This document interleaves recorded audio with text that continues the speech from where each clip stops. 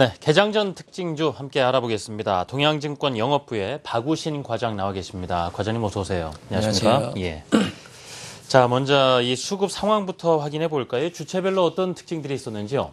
예, 일단 최근 3거래일을 보게 되면 역시나 이제 코스피 시장 같은 경우는 외국인은 지속적으로 좀 매수를 했다. 누적치로는 3거래일 동안 810억 정도 매수를 하는 흐름을 보였는데요. 하지만 이제 전일 같은 경우는 순매도, 오랜만에 순매도 흐름이 나왔죠. 그래서 이제 누적치 자체가 좀 그 규모가 축소가 된 게 아닌가라고 보고 있고요.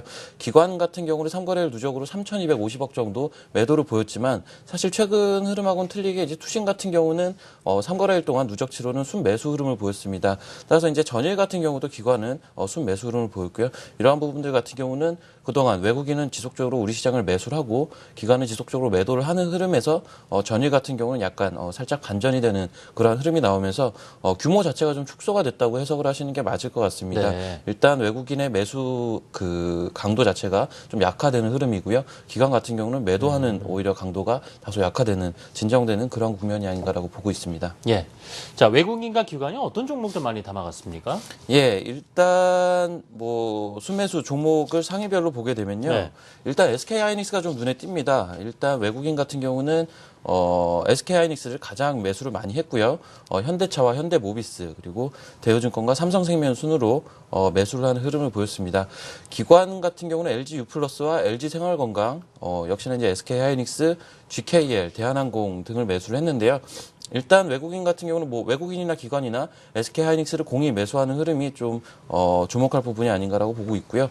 외국인 같은 경우는 자동차 관련주 그리고 금융 관련주에 좀 매수를 집중하는 모습. 기관 같은 경우는 특히나 이제 LG유플러스, LG생활건강, 뭐 GKL 전부 업종은 틀리지만 내수 관련주라고 볼 수가 있습니다. 네. 이러한 내수 관련주에 다소 매수를 집중을 하는 게 아닌가라고 보고 있습니다. 그렇군요. 자, 어제 장 마감 후에는 어떤 공시들이 나왔는지도 하나씩 살펴보겠습니다. 이 종목별 뉴스들도 함께 챙겨주시죠. 어떤 내용들이 있었는지요?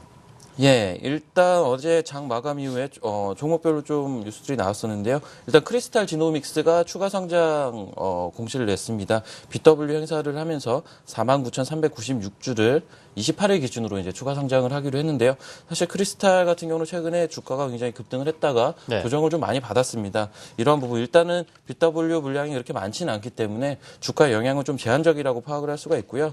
그 다음으로 이제 비츠로시스의 권리락이 있었습니다. 유상증자를 기존에 했었고요. 거기에 따라서 기준가를 1,805원으로 권리락을 시행을 했습니다. 금일 바로 이제 권리락이 시행이 되고요. 이런 부분은 좀 참고를 하시면 될 것 같고요. 최근에 지속적으로 좀 상한가를 가는 종목이 하나 있죠. 포티스라는 종목인데요. 네. 이 포티스가 주주총회 소집을 결의를 했습니다. 최근에 이제 지속적으로 포티스 주가가 강세를 보이는 요인 자체가 이찬진 대표의 이사선임권 유상증자 참여에 대한 그런 부분인데요. 일단 10월 7일부로 사업 목적 추가와 이사선임권으로 주주총회를 소집을 했습니다.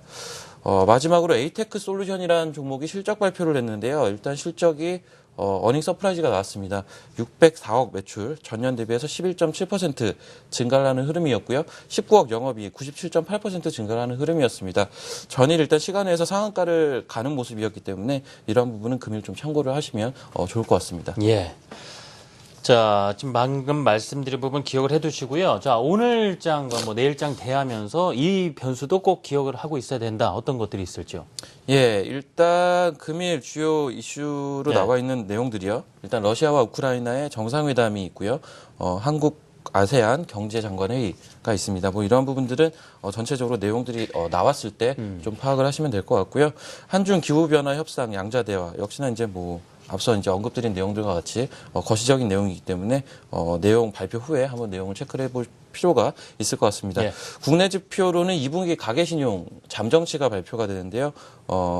사실은 뭐 주가의 영향은 어느 정도 좀 제한적인 그런 요인이라고 보고요. 오히려 이제 미국 쪽 금일 밤에 미국 쪽에서 발표되는 뭐 6월 S&P 주택가격 지수라든가 8월 소비자 신뢰 지수, 베스트바이의 실적 발표 이러한 부분들이 오히려 국내 주가에는 좀 영향을 끼치는 부분이 크지 않을까라고 보고 있습니다. 네. 자, 이렇게 해서 오늘 주목해볼 만한 이슈들까지 챙겨주셨습니다. 지금까지 동양증권 영업부의 박우신 과장이었습니다. 과장님 감사합니다. 잘 들었습니다.